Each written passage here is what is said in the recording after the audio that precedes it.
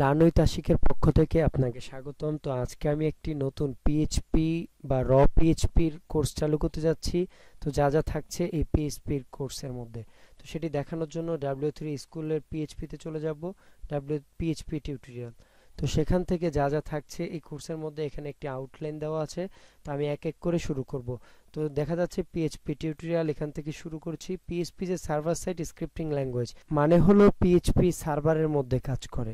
যদি আপনার কোনো সার্ভার ওয়েব সার্ভার থেকে থাকে তাহলে আপনি চাইলে সেখানে প্র্যাকটিস করতে পারেন, কিংবা আপনার যদি কোনো সার্ভার না থেকে থাকে তাহলে আপনি চাইলে আপনার নিজ কম্পিউটারকে বা পিসিকে আপনি সার্ভার বানিয়ে সেখানেও প্র্যাকটিস করতে পারেন পিএইচপি শেখার জন্য। মূলত একটি কম্পিউটার বা পিসিকে ওয়েব সার্ভার বানানোর জন্য দুটি জিনিসের প্রয়োজন পড়ে, একটি হলো পিএইচপি, অন্যটি হলো মাইএসকিউএল। দুটিকে কম্বাইন করে আলাদা আলাদা সফটওয়্যারের পরিবর্তে একটি সফটওয়্যারও করা যায়। আপনি যদি উইন্ডোজ ইউজ করে থাকেন তাহলে এরকম দুটি সফটওয়্যার আছে, একটি হলো XAMPP, অপরটি হলো WAMP।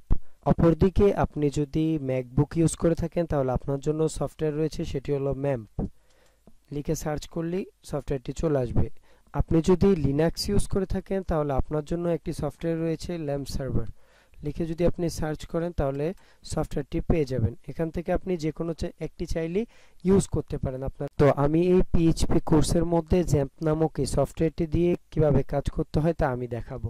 XAMPP অনেক ফাস্ট এবং এরর খুব কম শো করে, যার কারণে আমরা এই XAMPP নামক এই সফটওয়্যারটি নিয়ে কাজ করব। তো সেটি পাওয়ার জন্য আমাদেরকে এখান থেকে ডাউনলোডে ক্লিক করতে হবে। তো ডাউনলোডে ক্লিক করার পর আমাদেরকে বলবে download.html, তাদের পেজে নিয়ে আসবে, XAMPP এর পেজের মধ্যে। তো যখন এরকম একটি পেজ ওপেন হবে তো এখান থেকে আমাদের নিজেদের পিসির কনফিগার অনুযায়ী আমরা আমাদের সফটওয়্যারটিকে, কাঙ্ক্ষিত সফটওয়্যারটি ডাউনলোড করে নিব। আমরা চাইলে এখান থেকে লিনাক্সও ইউজ করতে পারি, আবার চাইলে আমরা যারা ম্যাক ইউজ করি এখান থেকেই ডাউনলোড করে নিতে পারি এই সফটওয়্যারটি।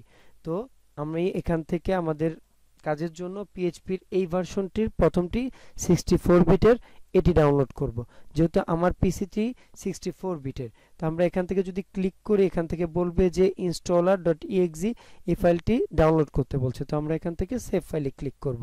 তো দেখতে পাবো যে এখানে আমার ফাইলটি ডাউনলোড হচ্ছে। তো আপনারাও আপনার পিএইচপি প্র্যাকটিসের জন্য এই সফটওয়্যারটিকে ডাউনলোড করে নেবেন। যদি এখনো আমার চ্যানেলটিকে সাবস্ক্রাইব করে না থাকেন তাহলে অবশ্যই আমার চ্যানেলটিকে সাবস্ক্রাইব করবেন পরবর্তী ভিডিওগুলো পাওয়ার জন্য।